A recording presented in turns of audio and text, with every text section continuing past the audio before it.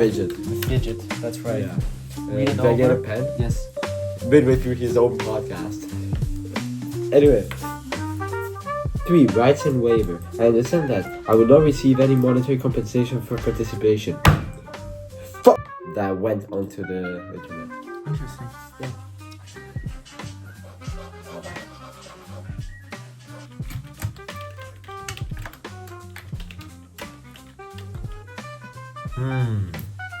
So, hello everybody. I'm Marinos. I'm from Cyprus. What else? What else do I have to say? Yeah, Lewis over here. He walked up to me and he said, "Yeah, I have a podcast. Like, you want to do it? Join, like, and have an episode together." I'm like, "Sure, why not?" And then, I didn't really know like much about it, but he showed me the first episode, which was very good. You should check it out. And why Lewis is the greatest podcaster ever? Realistically, I haven't watched any of the other episodes, so I can't really say it. But I bet he's very funny and very handsome and very charming. If your life's tough moments were a movie genre, what would they be? My life's tough moments. You don't gotta be so formal like that. That's true. But I need to think about it because I've never considered making my life into a movie. That's a lie. I have considered making my life into a movie, but like never seriously. And I never. So a comedy.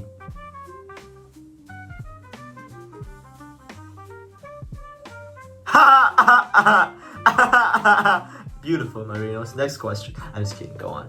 I guess like tough moments. I don't know. Like I feel I personally don't like drama movies that much. So maybe if I had to make a movie about myself, which would be very self-centered, but whatever, I would probably make it a comedy because there's always in tragedy. Okay, not always, but like a good amount of times there's something positive coming out of it. There's something that can make people laugh. Yeah, that's the definition of a comedy. Exactly. Huh? Exactly. Yeah. Make people laugh. So why do you want to make people laugh rather than make people cry? Why would I make people cry? Like By formatting it as a tragedy. True. I find the purpose of life to have people be happy and we only live once, at least that's how I think of it. So we better make the most of it and help others also make the most of it by making them laugh, for example. If I had to mention a specific difficult moment in my life, I would say around 2 years ago, I moved away from Belgium and came to Cyprus. And basically, there was a very long story of events that led to me leaving. But like that was not the funny part. The funny part was everything that came when I started like moving. Like the moving company started getting like the things from the old house to bring them to Cyprus. And this story starts when my father had to bring the car that we had over there. He had to get it to the port to get it shipped to Cyprus. And basically he had been told, like he asked, should we ship it in May? Because we wanted it there by July. So we wanted to get it to Greece and then to Cyprus because we were doing a stop in Athens in between. Does that make sense? Yeah. And we wanted it to be like a specific, like start of July. We wanted it to be in Athens so we could get it and then bring it to Cyprus with the other boat, whatever. And the dude in the port said, no, bring it in June. And we brought it there like the day they said it. He said it, and he realized that there wasn't enough time to actually put it. Ooh. So he had to go back. We had already booked all the tickets, so we were almost done. Our house was emptied. We had nothing, only like a suitcase with like clothes for like a few days, and to pass like around a week, and then also a few days in Greece, and then which would be our summer vacation, and then we went to Cyprus. So we pack everything, we leave the house, and we decided to go to an Airbnb, which for the final few days. We walk into the Airbnb, and there's this stench of like, I don't know if you ever smelled a dead rat. Yeah, so like the whole apartment smelled like that, and we weren't very happy about that. So we like texted the Airbnb host, like, what is going on? And she was like, yeah, there's nothing. It's perfectly fine. I don't know what you're talking about. And what we did, we went to the bathroom, which was filthy, by the way. Just like the kitchen, just like the whole house. Went to the bathroom. There was like a shelf which was full of dust. We wrote the date on the dust because it was that thick layer. Oh, okay. So we wrote the date and took a picture and sent it to her as proof that it was so dirty. It was because it was disgusting. She was like, "Oh, okay. Well, you can leave earlier if you want," but we still had to pay it. So, I mean, it was so disgusting we didn't want to stay. So we decided to leave, and we booked a hotel for like 2 days. So we pull up to the hotel, which apparently, according to like, I don't remember what website, but like the reviews were so high. It was the greatest hotel ever. Thankfully, it had like a discount, so we could go there. We could afford it. And we go there. We pull up after a long day of like cleaning the house, because I don't know if they have this here, or at least they don't have it in Cyprus. There's an inspection of the house before the tenants leave. Okay. That, like, if they broke something, and they pay if they did. Okay. And we had to clean up and make sure that the house was in a good condition. Yeah. Okay. So you mentioned so traveling again, right? Yeah. Traveling issues. Now this question is going to be about regarding the fantasies of traveling. Okay. Right? So would you, let's say a plane ride or a boat ride or like a car ride. Plane ride, boat ride, car ride. Gosh. Right? Would you rather skip it? Skip it? Or would you rather not skip it? Like, how do you view these in-between moments? Well, that's a good question. I don't know. It depends on who I'm with and what I am traveling for and where I'm traveling to. Okay. I would say usually plane rides, I would skip them because they are a big hassle. Like getting to the airport, getting through security, and all these things. And like the plane itself, it's usually very cramped. So I wouldn't say I particularly enjoy it. But it's obviously probably the best way to transport. But car rides and bus rides are usually fun. You're usually with family or friends. You can have like nice conversations, and it's fairly comfortable. So I'd say I'm fine with it. Yeah. Do you want me to continue with the story, or should I like? No. Whatever you're comfortable with. Okay. Let me think. So back to the story. We pull up to that hotel. Yeah. And like the best hotel in town or some crap. Sorry. Yeah. And we're so tired from cleaning all day, so we decide. Okay, I'm like, okay, I'll go take a shower. Pull up, like, you know how people shower. Yeah. Turn the water on. There's no hot water. It's cold, freezing cold water. The best hotel. Best hotel. Ooh, they want It was like 5-star hotel. They want self-improvement. Yeah. So it was just so cold. So I go down to the reception, like, and they say, "Oh yeah, the hot water is broken, so it should be fixed by tomorrow." So what I did, I had to walk half an hour to the old place I was staying, take a shower there, walk back. But it was raining, so it was not very fun.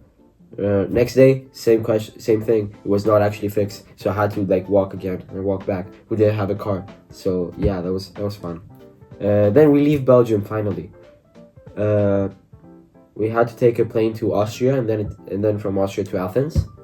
The plane was fine, but we pulled up to Athens in our like cold weather clothing because Belgium was raining. It was pretty cold. Yeah. And in Athens it was like 40 degrees Celsius, which is above 100 degrees Fahrenheit for the American viewers. And we were like so hot, but our luggage got lost, so we had to stay with that for the few days that we were there. So yeah, fun. And you think that would be it, because after like 3 or 4 days our luggage pulls up. However, in the luggage I had like a bottle of like body wash or something, and it broke and everything got everywhere. It was disgusting. It's fine. That was not the big part. The big part was when we left, we forgot to turn off the boiler in the apartment that we were in Athens. So it exploded, like full spontaneous combustion. And broke like half the appliances in the apartment, and we had to get it fixed. Not great. But after all of that, we made it to Cyprus, and I think that says a lot about the resilience of the human spirit. Have you ever been so caught up in something minor that you just ended up laughing at yourself? I usually try to avoid getting caught up on small things. Mm-hmm. However, I would also characterize myself as a perfectionist. So I remember a few years ago, I was making a presentation for like I don't know, something in school, okay? And this teacher specifically that I had, she was not great. So she would often like be very critical of any presentations, of anything that you would do. I remember like I took an exam, okay? It was a Greek teacher. So the exam was like in Greek language and literature. And I had to write an essay. And I wrote an essay and I did all the other questions. And before giving the test back, she said, I wanted to make sure that nobody gets over 90%. So the people that got over 90% mathematically, I made sure to deduct points from their essays just so that they wouldn't get too cocky. What? Yeah. And I was actually so mad at that because I had worked so hard, and the other people that were going to fail, she said that she would boost their essays just so they would reach 50%, so that everybody is happy. But not everybody was happy, and I got the highest score out of my class, out of any class that took that test, but I still only got an 87%, which in IB standards would be great, but in that system it was just okay. And basically I made a presentation to boost my my participation grade. And I remember I made some like animated ribbons on the side to make it look prettier. Okay. So I don't know if you know in Microsoft PowerPoint where you put like the object to move. I made like this ribbon that was like so long, and I just made it slowly move to the side. And I was so annoyed because I couldn't get it to move right. It was like a dashed line. So I had to make each individual dash, even though like there was an easier way to do it, but I wanted it to look perfect. So I spent over 2 hours on that. While the actual presentation was like took less. But at the end of the day, like the teacher told me that those lines were unnecessary and the content was just very good in itself, so I didn't need to do the dash lines. So I found that funny. All right. Okay. Well, coincidentally, that links up to the next question. Really? What's a funny or unexpected way you've gotten through a day? Funny or unexpected way I've gotten through a day? How do you usually go through your days, Marinos? Like what my routine is? Yeah, sure. Yeah, okay. So normally I wake up at around 7:30-ish. Go to breakfast. Yeah. I see you there. You're being very loud and fun and funny. Really? No. But yeah, I go to breakfast. Maybe prepare for school. Go to school. School days as normal. After school, I come back here. Probably like procrastinate for a couple hours. Then study for a couple hours. Then it's dinner time. Then I come back and either procrastinate or study depending on the day. Yeah. And yeah, that's pretty much all I do. I have some activities, extracurriculars. They're mostly done this time of year. But yeah, I also participate in those. I specifically remember a day that went very surprisingly, I would say. The IPC International Peace Conference that I was organizing along with you and some other people.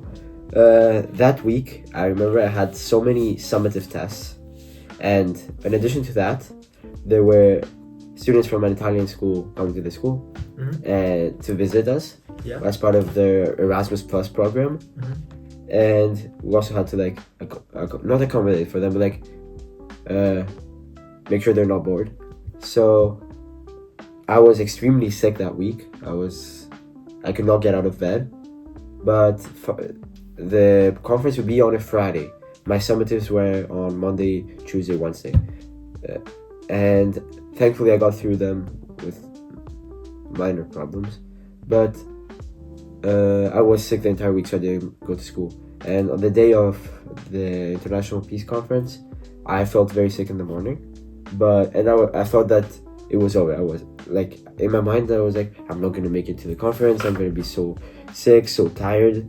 I'm not going to enjoy it. However, throughout the day, I felt better. So by the time it was time to actually get to the conference, I put my best. I put my suit because it was like a very formal setting. However, I did not have a suit, so I asked my bathmate Jimmy for one. He gave me his. Ooh. He was like, make sure you don't eat or drink or get close to anything because it's very, very nice suit. And it sure was a very nice suit, admittedly. However, I did not have suit pants, so I had to ask somebody for suit pants. And I started panicking. Am I going to have to wear jeans with a suit? That would not look fun. It would look fun, but it would look funny, which was not the setting that we were aiming for. Yeah, I started walking because I was going to take the bus. And then I walked into the bus station, realized I missed the bus. Yeah. Then walked back because I wanted to get something. I wanted to get a power bank for my phone to record part of the conference. Yeah. And another member of the group gives me a guitar and says, "Oh, you should take the guitar." And I started, like, I had to carry the guitar with me. It was like an electric guitar. So that sounds like... Okay. It was not. It doesn't matter. Why would it sound like it? No, you sounded like how like she would talk. Oh. For a second there. Alright? Okay. I had the guitar.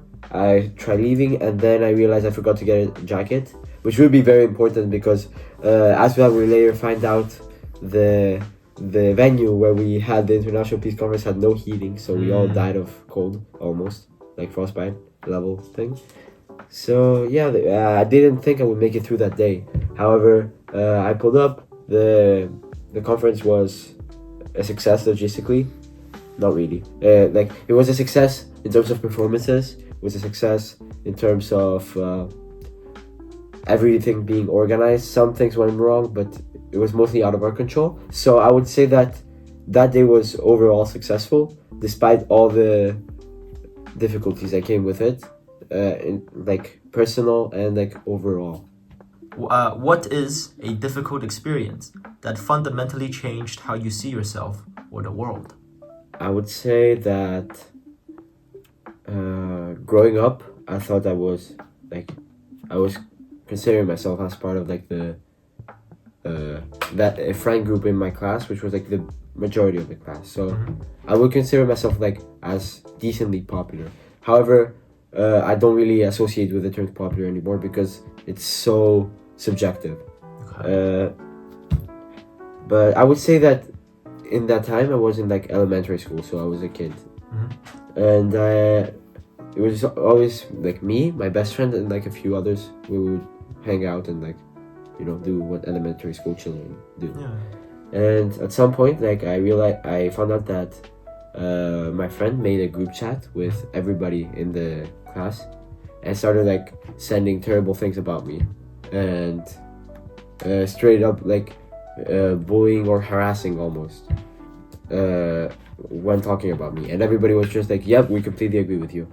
So I realized that how some people have like negative intentions. That person in particular was my closest friend, my first friend that I made when I came to Cyprus after leaving Belgium for the first time.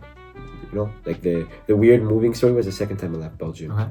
Just clarification. So he was the first friend I made, and I was under the impression that like it was a good friendship. Like, we would hang out every day. Like I considered him that close that I gifted him one of my electric guitar amplifiers so he could also play the guitar. We had started a band together, and you know, like dreams that elementary school children have, like becoming rock stars or something. When I was a kid, I wanted to become a chemist, And then I decided that I want to become an astronaut. And then you decided you want to become a rock star. No. The rockstar was a side gig. Okay. So I'd be an astronaut and also a rockstar. Ooh. Tough, no?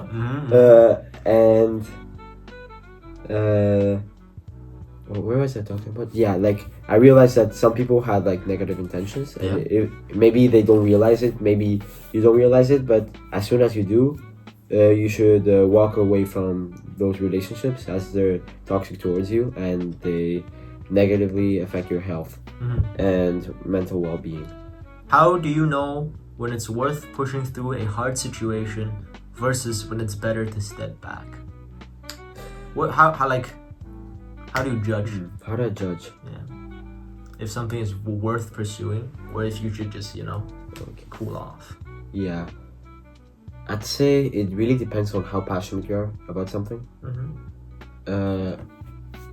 For example, when I applied to this school, I learned about this school from a presentation in my old school. Yeah. And they mentioned UWC. I was not particularly interested before like going to that lecture because I read an email that I received about it. It was like, oh yeah, we're holding a lecture about European universities, which was completely different from what UWC actually had to offer.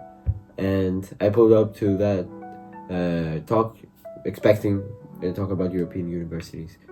However, I learned about this and I realized how life-changing of an experience it would be and how much I actually wanted to be part of this mission and part of this community. So I applied to that, and not only I spent a long time applying for it.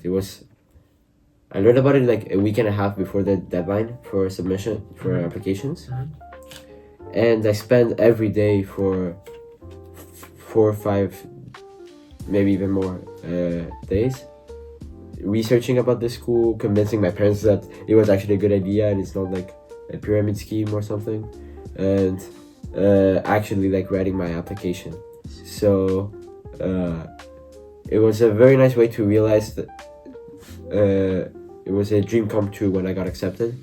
And also I realized how much this meant for me when I was applying, because I looked to apply, I had to say like any significant achievements that I had in the past. So it made me reflect on everything I had done up to that point and how all these things led to me coming here. Now after this, I don't know where I'm going, but I know that if you're passionate about something, it's worth pushing through and going forward with it. And if you realize that that thing is hurting you too much, it's not actually worth pursuing. For example, I'll make a connection to chemistry. If the reaction is spontaneous, that means you should go for it. If the reaction is not spontaneous, you should not go for it. And sometimes that depends on the temperature, which would mean that there's other external factors that make it actually worth it or not worth going for. For example, it depends on what state you are in your current life. In Cyprus, I was like in a okay state, but I knew that if I came here, I'd be great. How do you measure success when facing personal challenges? How do you measure success when facing personal challenges? Success. Like, do you measure success, first of all? Not really. I would say that not never, but for a large majority of things, I am always looking for more. I don't think there is such thing as perfection, but I'm always chasing after it. So when I'm looking for success, I attempt to work my hardest and try as much as I can in order to reach it. And then when I get the results back, for example, if I take part in a competition, I took part in the physics Olympiad back in Cyprus, and I studied for it, I prepared for it, and ended up getting 7th place in Cyprus, which was the equivalent of a gold medal. Nice. But still, it was very successful for me. I found that a measuring of success was like the second best step. Obviously, the best step would be higher than that, you know, because the first 6 people got to go to the International Olympiad, and just not high enough. But still, when doing something, I think it's very important to always be proud of the effort you put in, but also always look for more. How do hard times affect your relationships? Do they bring you closer or create distance? My relationships, do you mean with friends, with family? Yeah. Any type of relationships. Like, is there like a difference between the deepness of the relationship, or do you treat them all like with the same degree of like? I feel like the way I act around different people is slightly different. Okay. But I always try to treat people with respect. So overall, I would say that difficult times will help me get closer to the ones I like. Maybe the most important people, the people I'm closest to, my best friends, my closest relatives. Yeah. Those always will get closer to me, will be there to help me, just like I would be there to help them during difficult times. However, people that are maybe further away, we haven't talked much, maybe we would just drift apart. Either that could either be in a peaceful manner where we just like happen to stop talking, or through an argument. But overall, like I find it more important to strengthen bonds with the close friends and family. Yeah. During these difficult times, because I know that they were there for me and I would be there for them at any point. Yeah. So if something feels rotten, I'd rather cut it out before it becomes worse. I see. Has a difficult period ever inspired you to support others who are going through something similar? That's a very nice question. I've never considered this kind of questions. I'm having a lot of fun here. I just want you to know that. Maybe you are indeed the best podcaster. Oh, okay. So during COVID in 2020, 2021, it was very tough times. So I'd say I was supporting, my family, we supported each other, obviously living in quarantine in one house together. And also my friends in school. I was in Belgium at the time. We were also supporting each other. We had made a Discord group chat. We were just talking there. So it was similar to being in having a break from class, in between classes or after school. It was not the same, obviously. There's a lack of physical interaction, but I would say that those Discord calls that went deep into the night, or those breaks playing Minecraft, or any other or grinding random Discord bots to get their worthless currency and internet points, it was really worth to keep my sanity and my friends' sanity. So I'd say that overall, in difficult times, I would be part of a supporting group. I would attempt to do that at least.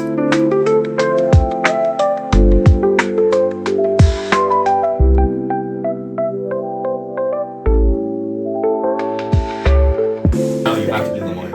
Oh no! Bro, it's not just like this. Bro, what is If you think that something wasn't clearly stated or something, bro, you always get the benefit of the doubt. Yeah, but you need usually. Hey, bro, just because they said that you can't decline, they're not gonna force you to do it. Yeah.